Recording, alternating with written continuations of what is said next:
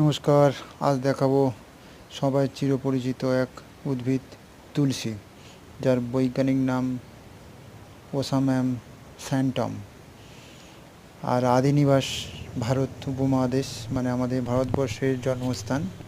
তুলসী একটি চিরহরিৎ গুল্ম জাতীয় উদ্ভিদ। তুলসী শব্দের অর্থ হলো তুলনা হয় না অ্যাকচুয়ালি। তুলসী গাছ 2 থেকে 3 ফুট উঁচু হয়। 4 ধরনের তুলসী গাছ হয়ে থাকে। হিন্দু ধর্মের পবিত্র গাছ। দেখুন, যেখানে সেখানে তুলসী গাছ হয়ে আছে। অ্যাকচুয়ালি এখানে তুলসী মঞ্চ ছিল, তো সেখান থেকে দানা পড়ে চারদিকে তুলসী গাছ হয়ে আছে। এটি একটি ঔষধি গুণ সম্পন্ন উদ্ভিদ। তুলসী গাছ চিরসবুজ। জুলাই, আগস্ট, নভেম্বর মাসে এর মঞ্জুরি দেখা দেয়। এখন মঞ্জুরি এসছে অ্যাকচুয়ালি আমাদের ভারতে।